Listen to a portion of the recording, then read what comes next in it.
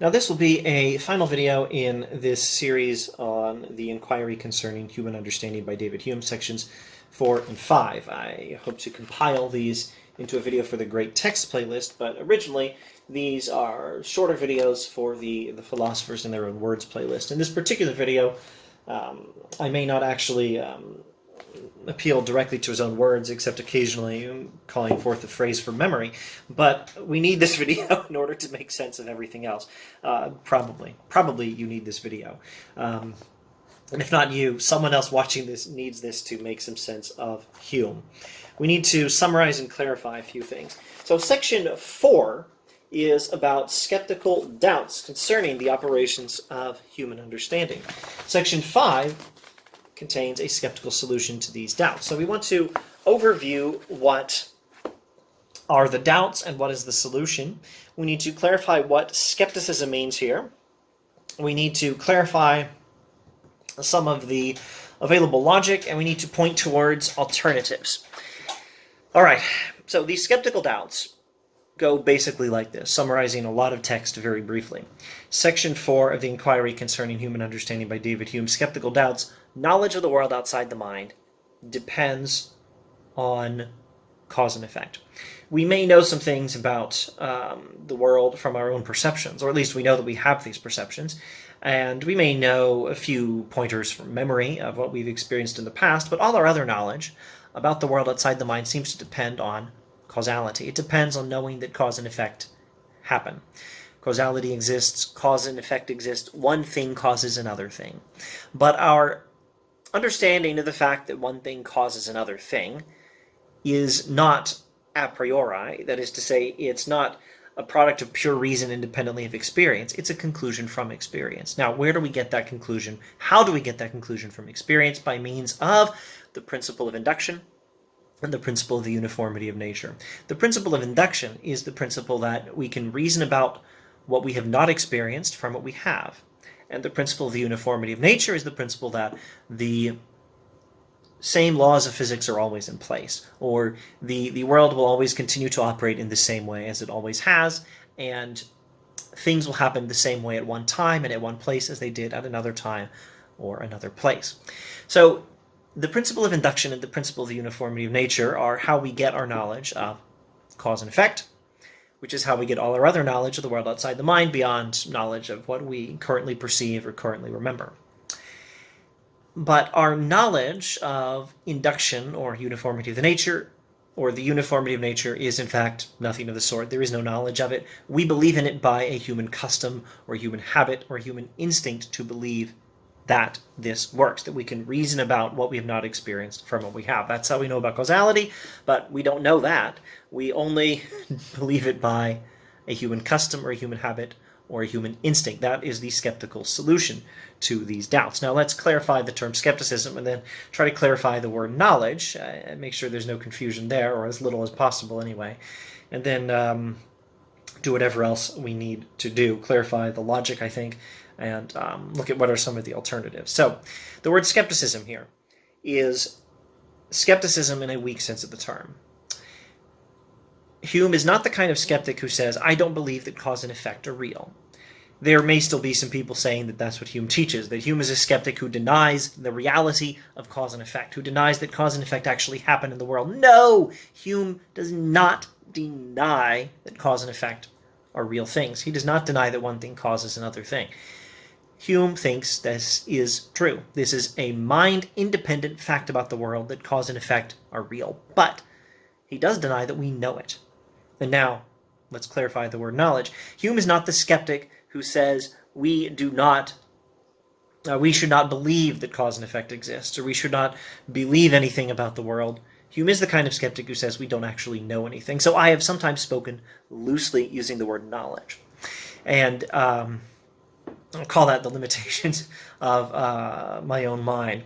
It's difficult to speak precisely about these matters all the time. And to be fair, Hume isn't always that precise himself. Hume says all knowledge, if we have it, of the world outside the mind would depend on causality.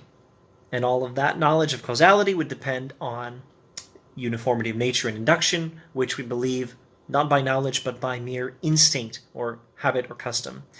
and this instinct is not a form of knowledge. Well, how then do we have any knowledge? We don't. Hume is not the skeptic who denies fact. He's the skeptic who believes the fact and says, you must believe the fact. Only a fool or a madman would do otherwise, but understand that what you believe you do not know. We don't have this knowledge of the world outside the mind. In fact, we don't have any knowledge of the world outside the mind. No knowledge at all of the world outside the mind. We have rational belief, which is the product of a very useful instinct implanted in the human being by nature. But we do not have knowledge. So those are the skeptical doubts. That's the skeptical solution, but it's a weak sense of the term skepticism. And Hume is not saying that we should not believe these things. He's saying we do not, in fact, know them. And if I ever use the word knowledge incorrectly, I was speaking hypothetically and, well, imprecisely, but I can justify that to some extent by saying I was speaking hypothetically. Any knowledge of the world outside the mind, if there is any, must depend on causality. Knowledge of causality must depend on uniformity of nature and induction. But if we get a little deeper, we find you don't know those things at all.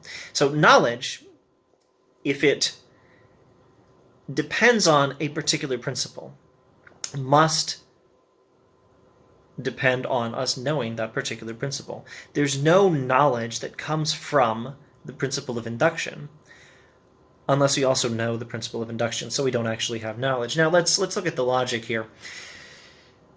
I believe Hume is thinking something like this about the derivation of cause and effect from induction and uniformity of nature. Because we believe in induction, we assume that like events always follow like events. And since we thus believe that it always happens, we assume that there's a sufficient cause for its happening. So the big problem in Hume's epistemology here that he's investigating and giving a skeptical solution for, skepticism in the weak sense of the term, the big problem is it seems that knowledge about the world that comes from experience can only happen if we rely on some principle which is not learned from experience. Knowledge about the world that comes from experience cannot come from experience alone, because it has to come by some principle that we did not learn from experience. But that principle is not cause and effect. It might look like it at first, but carrying on our sifting humor, as Hume puts it, we find that cause and effect is believed on the basis of induction or uniformity of nature. So at the beginning, Hume has said, in the passage where he gives us our skeptical doubts concerning the operations of the understanding, section 4, at the beginning of section 4, he said, all knowledge of the world outside the mind must come from experience alone, which is precisely why he ends in his skeptical doubts about knowledge, saying we don't actually have any knowledge about the world outside the mind, because knowledge about the world, if it must come from experience alone, and if it also depends on some principle which we do not learn from experience, doesn't exist. There is no knowledge. If knowledge about the world outside the mind must depend on some principle by which we get knowledge from experience, and if all knowledge about the world to the mind must come from experience alone, then it must come in part from that principle, which is how we get knowledge from experience, so it's not itself gotten from experience, so there's no knowledge. But that principle is not the principle of causality. It's the principle of induction or the uniformity of nature. Now, as I struggle to get through the text, I can't find Hume being 100% clear here. In my thinking through the logic, I can tell you this, that Hume is not so clear on. Hume, I think, is merging the principle of induction and merging the principle of the uniformity of nature, which is fine. He's doing what we call phenomenology, actually. Phenomenology, the study of human thought as it appears to us, the study of human perceptions as they happen. Very, very roughly defined. It's not just something you find in continental philosophers like Descartes or Edmund Husserl. I think Hume is doing phenomenology here. And if, in fact, in human consciousness, the principle of induction and the principle of the uniformity of nature are merged, fine. He's studying the operations of the human mind, but we can, as he would say, carry on our sifting humor, and we can sift through these principles and look at the principle of induction and the principle of uniformity of nature and do some very brief logic and come to some conclusions. The logic would look like this. We've already reviewed how you can get causality from induction and uniformity of nature, or at least what my working understanding of Hume's thought is like on the subject. So you can actually get the principle of induction from the uniformity of nature, or vice versa, but not both, which is the problem. So how do you get induction from uniformity of nature? Well, that's pretty simple. If things always work according to the same fundamental laws of physics, all you need to do is something like this. Observe that these writing utensils fall towards the center of the earth when they are unobstructed and allowed to. And since the same laws of physics are always in place, we assume some law of physics made this happen, and the same law of physics will make it happen again. And if I do it a third time, the same thing will happen. Since the last two times it happened in accordance with the same laws of physics that will be in place next time I drop these. Next time, they'll do the same thing they did last time. So in this way, I can reason about what I have not experienced from what I have experienced. Now, that's how you get induction from uniformity of nature. Now try it the other way around. If you believe that we can reason about what we have not experienced from what we have, then you can reason that, well, these writing utensils always fall towards the center of the earth when we allow them to in our experience. And while I've not yet experienced the next time I give them the chance to fall towards the center of the earth, since I can reason about what I have not experienced from what I have experienced, I conclude they'll do the same thing next time. And if they're going to do the same darn thing next time, probably it's because things always happen the same way. The same laws of physics that were in place last time are going to be in place next time. That's how you get to the uniformity of nature from induction. Now again, as I read through Hume's parts 4 and 5 here of this book, I don't find him making a clear distinction between these principles, which is probably fine. He's doing some clever work in philosophy. It's not been done a whole lot before Hume anyway. So it's okay. Or he's doing phenomenology, and again, it's okay. The human mind thinks in terms of the uniformity of nature and reasons inductively about what we have not experienced from what we have without pausing to make a distinction between these principles.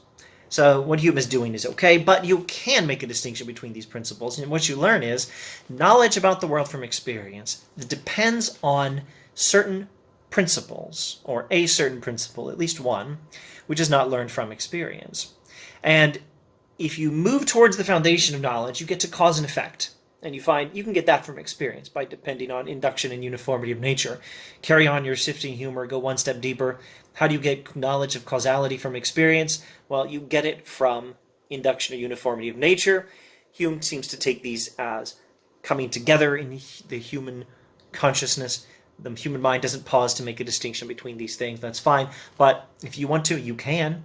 You can give an argument for induction from the uniformity of nature and go one step deeper. Or you can give an argument for the uniformity of nature from the principle of induction and go one step deeper. But you still have one of these two principles. So one of these principles, not causality, but uniformity of nature or induction, one of them can be defended on the basis of the other, and causality defended on that basis, but one of them must be left undefended. And so if you presume that all knowledge about the world from experience must come from experience alone, and if there is some principle by which we get knowledge from experience, that principle cannot be known. That is the problem that Hume raises. And he's a genius for figuring this out and articulating it. He's not the first person to investigate these matters. And honestly, I haven't studied Al-Ghazali properly, so I could just give you a few pointers here. Al-Ghazali talks about cause and effect, and has a different theory from Hume, a more theological theory. Al-Ghazali, the medieval Islamic philosopher, also points out that knowledge of causality is not contained in your perception of the event. So you don't actually see the force of gravity pulling these writing utensils towards the center of the earth.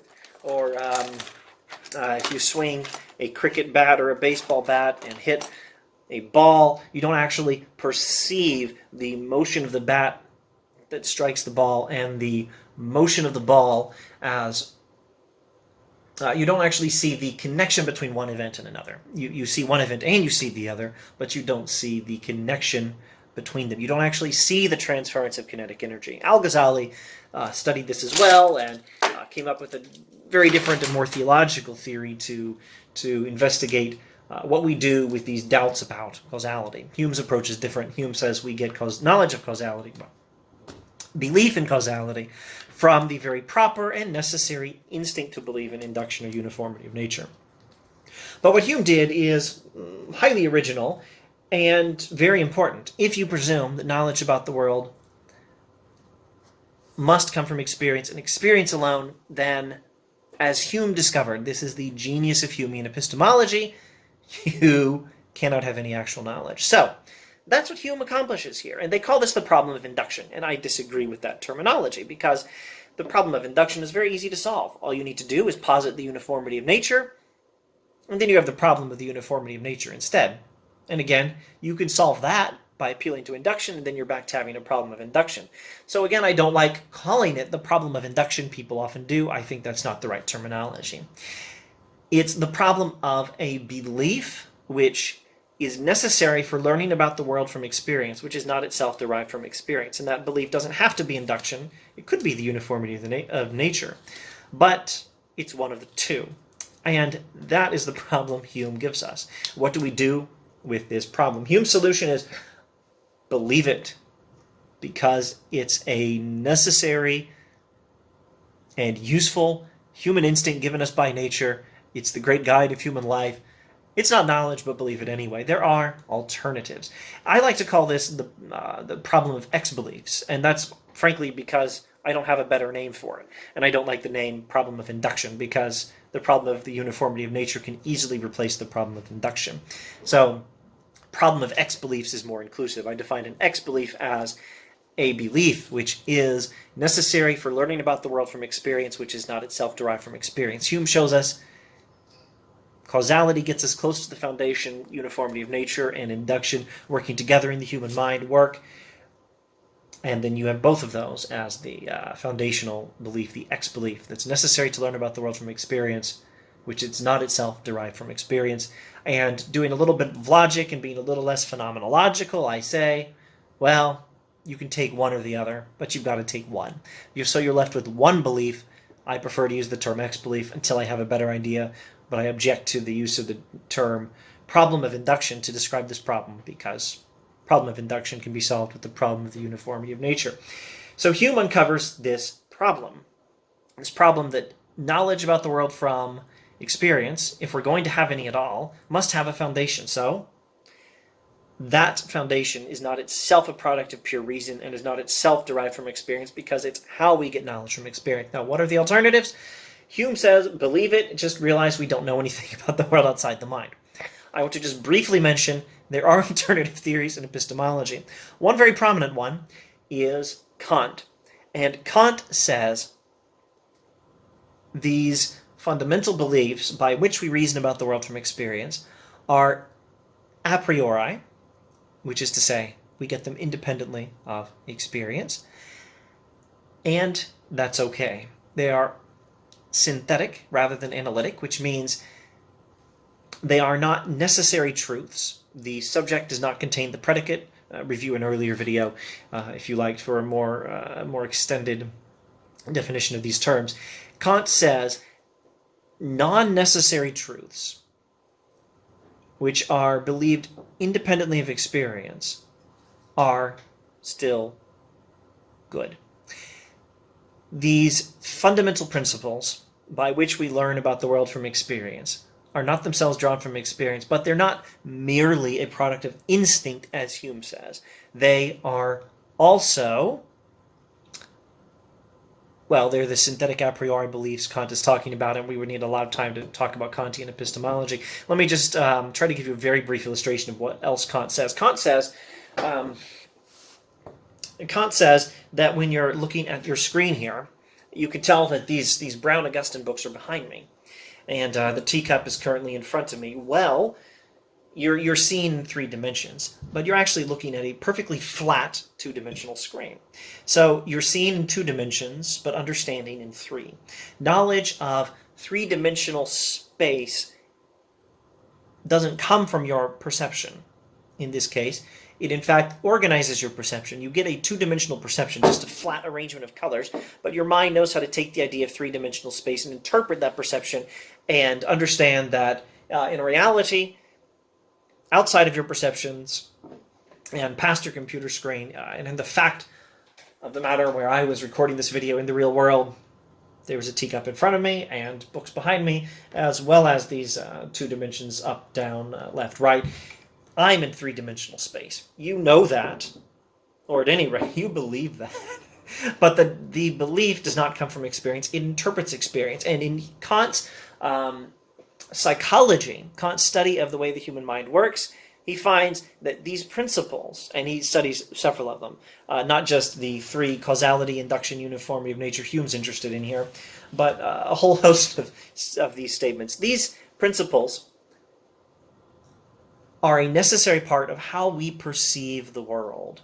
And not only are you unable to, not only is it rational to keep believing them, but you don't have any choice. I got these some time ago thinking, I'm going to use this as an illustration in class, and here I am using it on this long video instead, because since then I just haven't happened to have been assigned to teach a class where I could have spent enough time on Kant. But these principles that do not come from experience, by which we perceive the world, are like sunglasses glued to your face. You can't see the world without them. That's Kant's psychological analysis of these principles, his response to the Humean skepticism about X beliefs. Kant says something very similar. There are these beliefs about the world which are necessary for learning about the world from experience, which are themselves not derived from experience. And unlike Hume's skeptical solution, well, like Hume's skeptical solution, Kant says, yes, believe them, they're rational. But also, moving past Hume, improving on Hume, at least as Kant sees it, though I tend to agree, Kant says, well, they're not just necessary and useful, but they're perfectly rational, and you can't even perceive the world without them. These are the pink sunglasses glued to your face. Belief in causality, uniformity of nature, induction, and three-dimensional space is how you perceive the world. You cannot see the world without your eyes, and it's crazy to try, and you can't perceive the world without these principles, and it'd be crazy to try. Don't be a Humean skeptic or any other kind of skeptic. That's an extremely brief introduction to the Kant version. Again, pink sunglasses glued to your face is what these principles are in Kant. Another alternative is Thomas Reid, who says, well, we know these principles by common sense. And I don't think Reid disagrees with Hume on the idea that belief in these principles is an instinct. But Reid seems to think, these instincts are a source of knowledge. Now, how can an instinct be a source of knowledge? That question is answered not so much by Thomas Reid as by Alvin Plantinga, who finishes the job. Hume makes this discovery about X beliefs, and beliefs that are necessary for learning about the world from experience, which are themselves not derived from experience, so how do we get them?